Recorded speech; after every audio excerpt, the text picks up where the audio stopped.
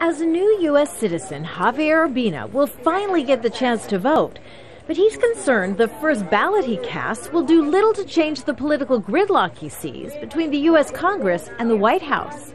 They just continuously oppose each other, and the president can't do anything because Congress has to make the laws, not the president. So I don't think they work together well. Incredibly, that was what was intended back in 1787, when America's three equal branches of government, the Supreme Court, the presidency, and Congress, were created in the U.S. Constitution. They didn't want to concentrate the power in anybody's hands. They wanted to make sure that if power was spread out and divided, that it would prevent tyranny. It may have prevented tyranny, but it's also caused big problems for many U.S. presidents. Take Democrat Bill Clinton.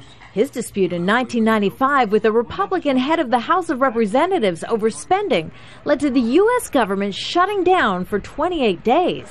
Clinton's predecessor, George H.W. Bush, also had a hostile relationship with Congress and often had to rely on veto power to shape or overturn legislation.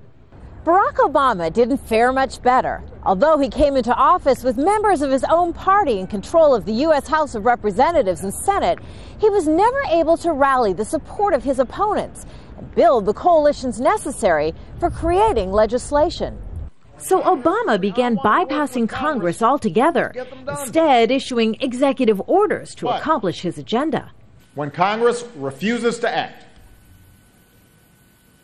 and as a result hurts our economy and puts our people at risk, then I have an obligation as president to do what I can without them. But Javier Urbina isn't convinced that's the solution to getting Congress and the next president to cooperate. Whoever it might be, I hope that they can work together better, and that, they're not just opposing each other's bills just for political reasons, but actually what would make the country better. After waiting almost 2 decades to be a part of the U.S. system of democracy, one of the country's newest citizens says he simply wants it to work. Kimberly Helkett, Al Jazeera, Washington.